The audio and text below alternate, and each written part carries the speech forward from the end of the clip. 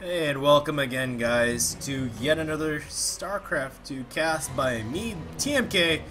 And here we're on Akalon Wastes, and this is going to be between Darkstar's Lampan, the blue Zerg, versus the green Protoss player, Volt!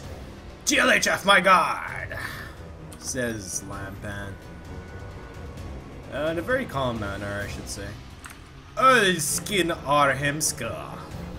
I'm not sure what that means. I do believe that is Swedish, though. And ha ha ha, ensues with a double A, just to show you how ha ha ha that was. And what intense music this is, man. Like, I'm like, whoa. I'm like, that music is just ridiculously intense. And yep, pretty awesome music, if I do say so myself. And oh, interesting enough, you can actually see the crystal on top floating on the ground as well. I did not know that. I usually play with low graphics because this game runs so much smoother on low graphics. And yeah, that first game was pretty crazy, guys. You really need to check it out because it was just table flipping action. I mean, the odds were in Lampan's favor. And oh, nice Overlord. I do believe you unlock this at level 20 if I'm not mistaken.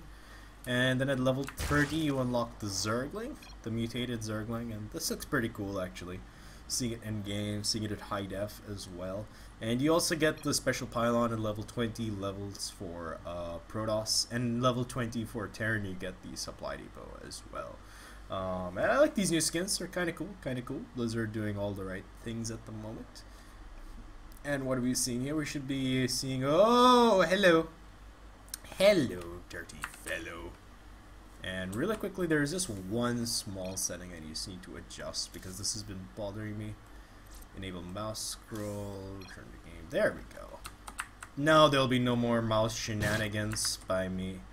And what are we seeing over here? It looks like we'll be seeing a very aggressive opening. I do believe the delay could possibly have been because of this probe, but I'm not entirely sure because I know that this delay could end up going in Lampan's favor actually, because Lampan will be able to get up some Zerglings in time before the first cannon does finish, and he could like wreak havoc in his opponent's base, but instead of doing that he's just making a queen, making a drone.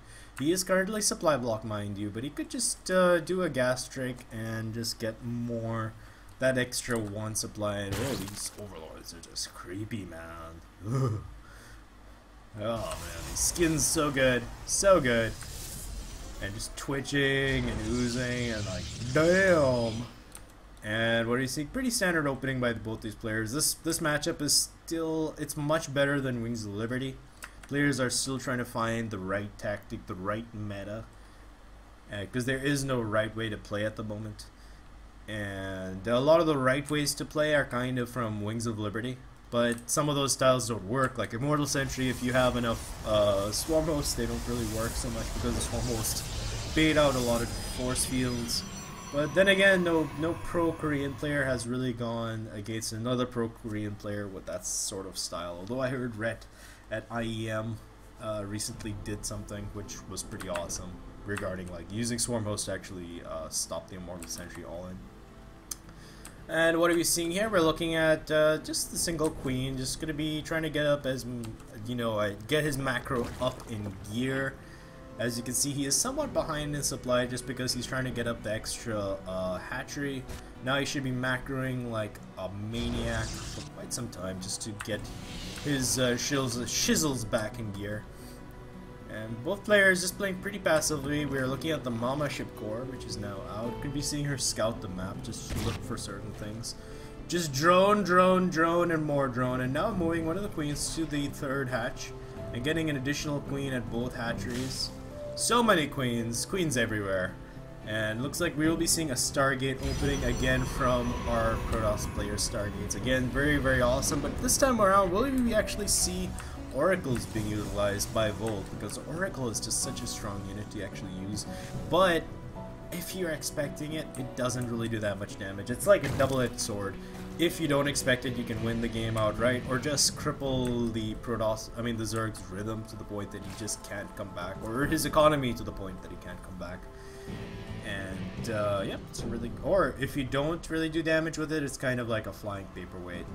because it doesn't really attack air. It's only good against light units. So unless you get like Zerg Rush, then it's not that great.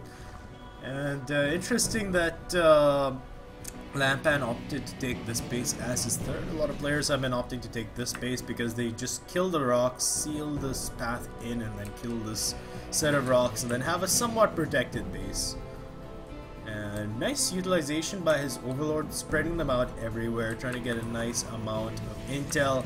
Floating one of the overlords in. The question is, will this overlord actually see the Stargate that is being made up north? It should any second. It does see the Phoenix. Now it's confirmed by seeing the Stargate. You can't really be sure if you see a Phoenix because it could be a hallucinated Phoenix, as hallucination is now for free, automatically available to all sentries everywhere in Heart of the Swarm. And this overlord has served its purpose. More phoenixes are now being utilized. We should be seeing, yes, quite a few spores are being made. It seems to be standard to just make one in the main. Actually, no, this time around making 2 in the main, 2 in the natural, and 2 at the third. Nice round numbers by Lampan, the Lampanino. And it actually looks like he's making 5. Did he cancel one? How many buildings are there? Because now they actually have a building tab. Structures is T. We're looking at, yes, 5 spore crawlers, so and there's 2 over there. Did he cancel one? Nope. This is, oh yep, this spore crawler is still under construction. My bad, my bad. And here come the phoenixes blasting off at the speed of light, gonna make their way to the third, gonna find out that, oh, these OVs are actually protected. And the phoenixes can be very irritating because overlords can be such a good way of actually scouting the map. And having phoenixes is just very annoying. And oh, this phoenix just barely escapes to the seat of his pants. 21 HP, but it looks like, oh, so why is it keeping him in the back? But now focusing, now actually, which phoenix is he focusing down? The wrong phoenix, that's what. And one of the queens looks like they will fall. But not before one of the phoenixes could actually fall. Whoa, 1 HP. 1 HP away from actually falling. And it looks like we're looking at a tech transition, along with getting muscular augments this time around first, as he can rush across the map very, very fast and meet the Protoss halfway. But it looks like the Protoss player has just wisely already gotten up his robotic facility. He needs to get up the Colossi tech because the tech transition should be fairly obvious. And the only thing that can really bother you is if he goes like Roach Corruptor, because that can be somewhat unexpected, so you can just have like, oh snap, my army is kind of useless. And here we go, trying to break down these rocks, and Volt just scouting to see, he does not see a 4th as of yet. And we could just say expand, expand, expand, I suppose, in Swedish, and just a little bit of hull damage. All these phoenixes are just so battle hardened, man. They've seen a lot in their time of service. And here comes the first movement across the field. Augments should be finishing soon. Oh, this base is so vulnerable. Nice force fields going down. But I do believe this is a risky play because of these rocks. It's actually fairly easy to kill these rocks. And it looks like we're seeing a huge rush across the field. Glide reconstruction is also on the way. Range is also on the way, and the single Colossus is also on the way. Roger, Roger, also. And the Spire as well. So we're looking at a late game transition, and oh, one of the Phoenixes does die. 2 of the Phoenixes does die. And it looks like we could be seeing a fairly late game play this time around, again from the Protoss player. And nicely just sealing away his bases, but this is kind of vulnerable, I think, because if you could kill these rocks, wouldn't it? I think it would be okay. Because these rocks, if you kill them, they actually do quite a bit of damage to buildings, not only just units. And finally, the backdoor rocks do finally fall. The question is, will he seal this base in, or will he leave it open? I do believe it would be wiser just to kill the rocks and then kill the collapsible rocks that ensue. It looks like Lampan's trying to be somewhat aggressive, spending money, a lot of money on overlords, just trying to get it so that you never get supply capped unless you're at just max supply. And here we go. Will he? Yep, just making a beeline straight for the gateways.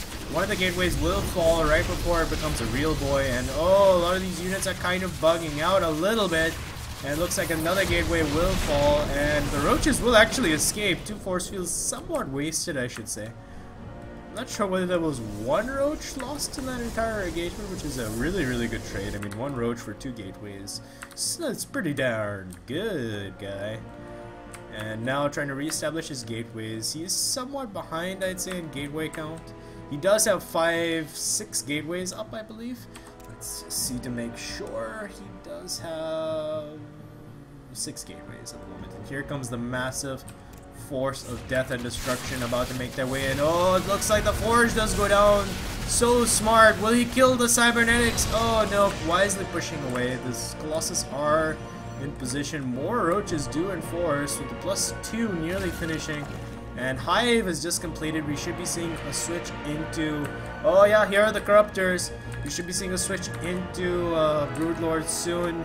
Yes, more Corruptors being made. He says, screw the Broodlords, man. I can kill this guy outright. This army is so strong. One Void Ray is actually on the field. It means to use Prismatic Alignment. And the Void Ray actually be useful against these Corruptors. And here comes what looks like the Alamo. But this choke is so good. Trying to spread out his units as best as possible and trying to take out the Colossi. The Colossi looks like they will fall, but Prismatic Alignment is making short work of the Corruptors, and Lampan wisely has to escape, but it looks like he will lose an Overseer at the end of the battle, and it looks like I'd say that he's pulled himself a little bit back. He's still behind in terms of resources lost, but then again, he has like kind of evened it out in that engagement, I'd say. And here we go. We should be seeing that switch into Broodlords any second now. Getting his 7th and 8th gases. And here comes the Warp Prism play. Warp Prism play can be just so very irritating. But he does have the Air Force to deal with the Warp Prisms and to kill them. To make sure that they don't continuously become an irritation and a thorn in his side. And the question is, will he actually throw down some spores? I would say that it's a wise investment at this point just to shut down the Warp Prisms altogether, because Warp Prisms do cost quite a bit of money to actually use. Let's see, 200. Oh, it's just 200 minerals. I thought it would like cost gas as well, but apparently it does not. That is why Warp Prisms are so good, because it's just a nice mineral sink. And here's the second Warp Prism making its way to this top base, which just hatched, so the timing is immaculate by the Protoss player Volt. And looks like he's found a nice position over here. Nice little ledge which hasn't been used. Should be warping in a lot of units. And here's a Viper. Random Viper is random, which needs to consume. And more Vipers are entering the fray. A lot of Zealots have been warped in. I do believe more Zealots should be warped in. Yes, additional 4 Zealots have been warped in. And it looks like the 4th has been taken. In the meanwhile, it looks like this Queen is going to get raped.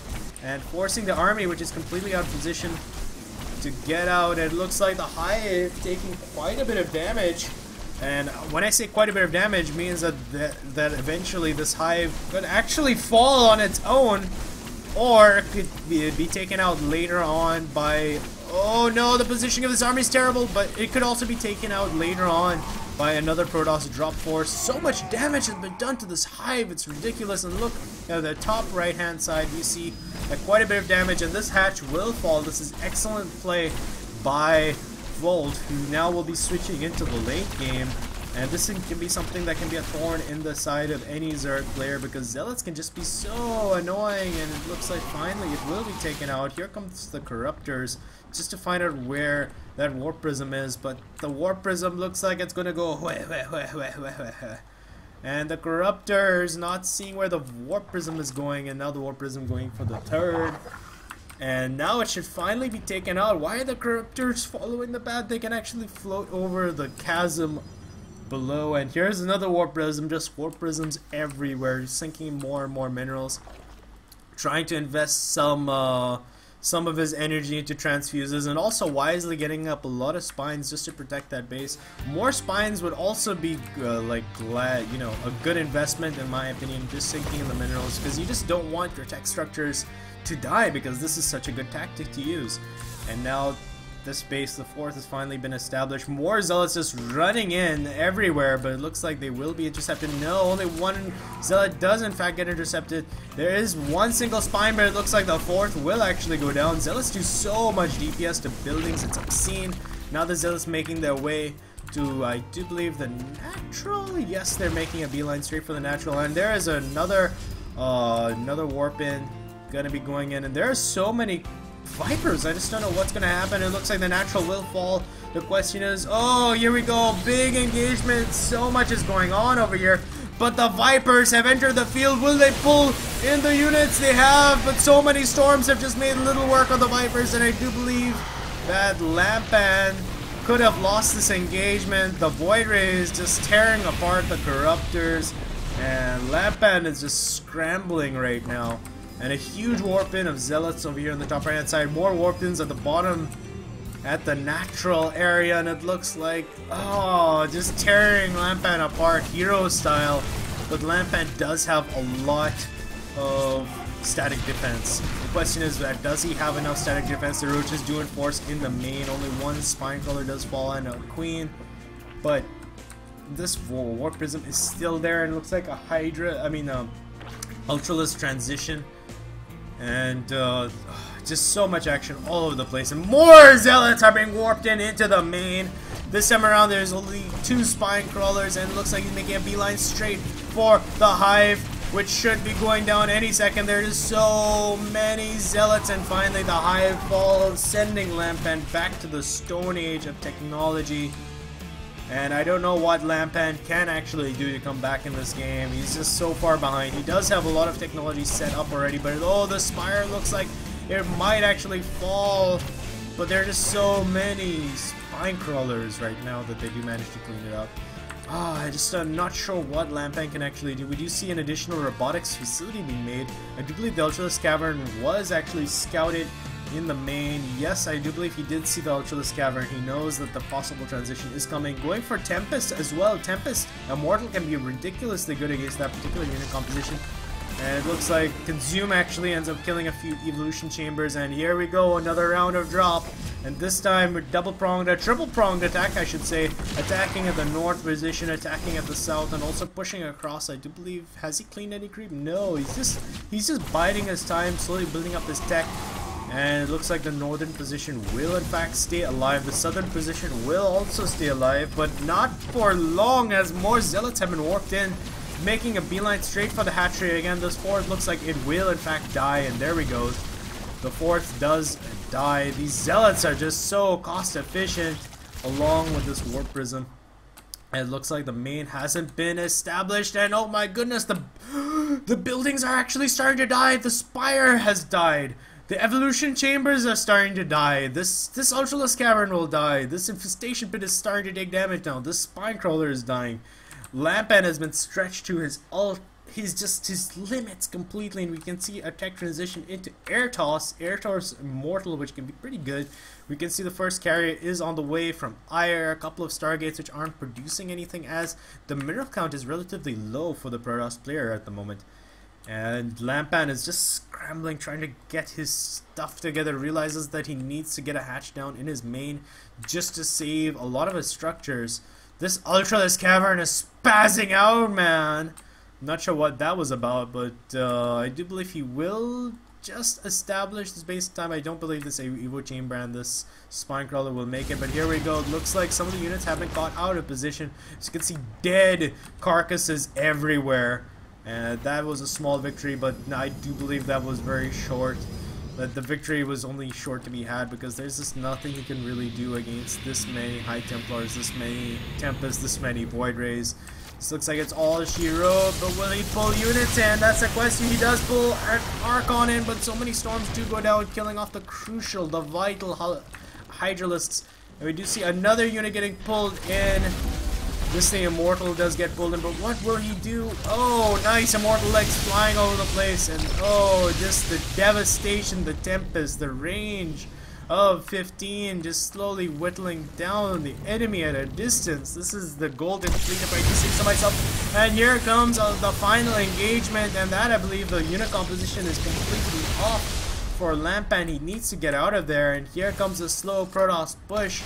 The Void Rays are all charged up, and he should not engage while they're still charged. More storms do go down, and just some of these interceptors making short work of the army, but the real cream of the crop is the Tempest. So many Tempests, if I do say so myself. We're looking at about 7 Tempests out on the field. I don't believe there are enough Hydralisks to really deal with this composition, but the Void Rays are on cooldown at the moment, so if he buys enough time, he just barely might be able to hang on. He might be able to survive, and here comes some High Templars on a mission. Will they? What are they doing? Will they storm? I'm not sure what they're thinking of doing, but it looks like some random units haven't got out of position, but there's just nothing to help defend over here except this one solo Ultralisk that does get mutilated.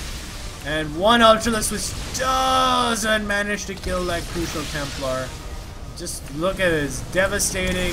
He's slowly getting cut apart. This is the Golden Fleet.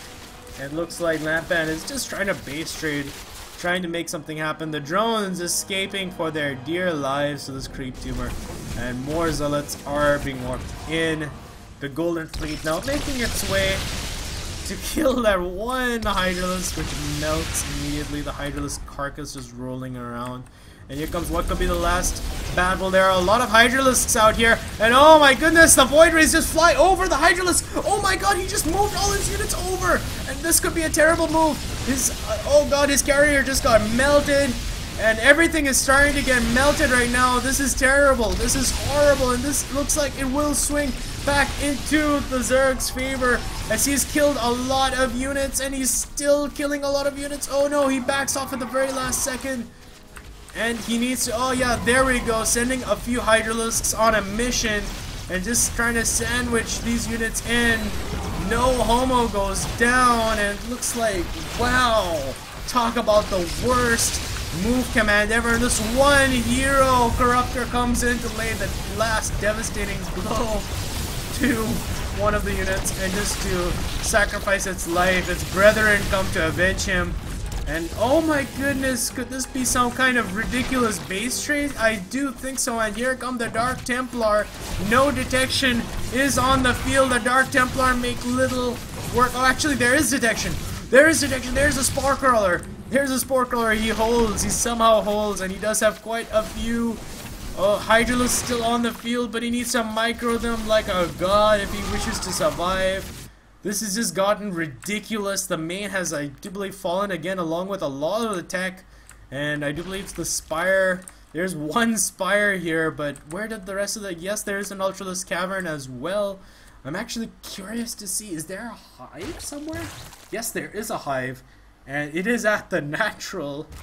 And the question is, there is no spawning pool. Although a spawning pool in this situation wouldn't be that great. And trying to actually kite with his... with his Hydralisk, this has just gotten really silly. I do believe both players have been sent back to the Stone Age. The Protoss player is not mining whatsoever. He is long distance mining, guys, and there's a lot of stuff that isn't mining at all.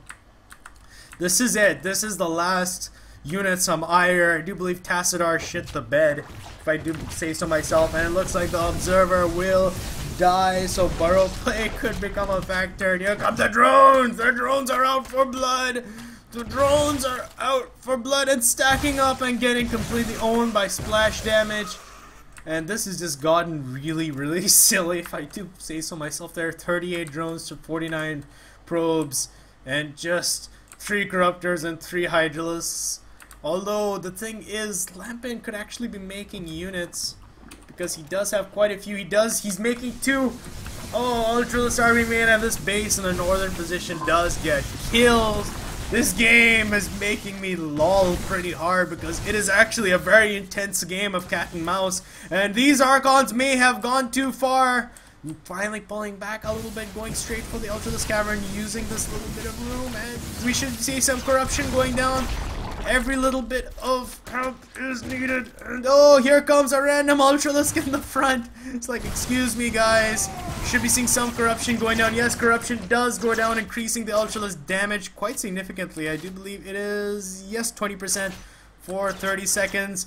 And it looks like this could be it. This is it. And I do believe this Ultra Hydra Force will actually do it.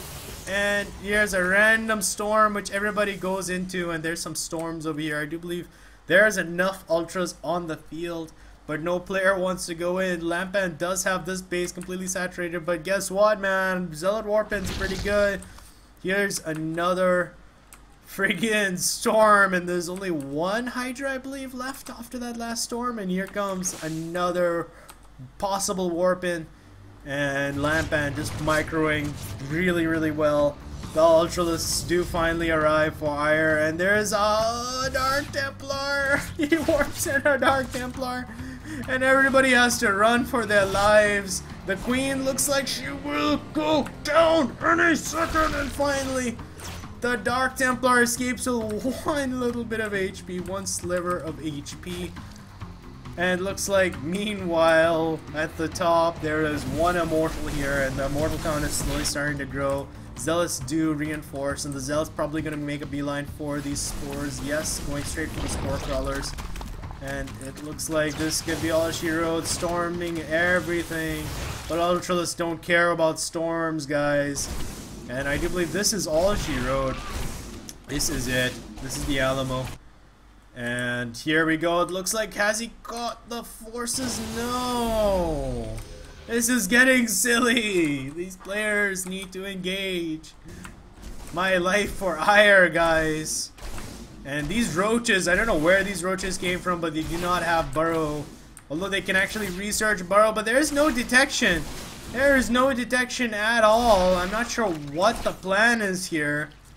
The plan is to just run and take some shots, I guess, but I think this is it. He's just going balls deep right now, and this new base, which has been randomly re-established, looks like it'll just last the greater part of 5 seconds. But if any more Dark Templars are warped in, this could be all she wrote, because there is no lair tech wherever. So one spore is being made, established, and I do believe this last bastion of golden awesomeness is left between the Protoss and the Zerg player. But it looks like Zealots are just going everywhere right now, just killing everything. And there is just no detection right now, so if he just went balls... Oh, there is detection! This is the last bit of detection on the map! If it gets feedback, if he feedbacks it... Oh yes, immediately dropping the energy so he cannot feedback it to death. Wise! Well played there by Lampan. Saving that... his one hope of redemption this game. And it looks like these forces will be cleaned up. And I bet he wishes he had Overlord speed right now, as the this Dark Templar will do quite a bit of damage and finally gets picked off quite instantaneously, if I do say so myself. And now this has just gotten ridiculous right now, and the Protoss is really starving for minerals. This base is already nearly mined out. He's like 33 probes at that one base. How many drones are there? Actually, one drone, ladies and gentlemen. This is the only drone. And now there are 2 more drones. So, wow. This game is just so outrageously awesome right now. I'm glad these guys are in my team and not against me, because this game would have whittled down my mind and probably taken my sanity. And wisely sending his 2 changelings up forward just to have a nice scout about what's up. But there are just so many immortals right now, I'm not sure what he can do, and the storms are just starting to just do a lot of damage to these Ultralists. So many storms have in fact gone down. This is the Alamo, but there are just so many there's so many immortals out right now. I'm not sure what can actually be done. I mean, with the additional DPS from the Corruptors, I'm just not sure, man. I do believe this is just a Game of Thrones, if I do say so myself. But if the Ultralists do absorb enough damage, the Roaches could do a lot of damage themselves. But I bet these Roaches wish that they had... Oh no, the last bit of detection! It'll go down, and that's it! That's the last bit of detection. This is the last army. And that is all she wrote. The Immortals come to just kill everything, and a lot of more storms do go down. The Ultralists are completely destroyed. And that should be the end of the game, folks. As you can see, Immortals are excellent against armored units, and that is the GG. And I'm going to go to the final game of this 3-game series, and yep, this time Volt taking the win. That was pretty awesome, and hopefully the next game is going to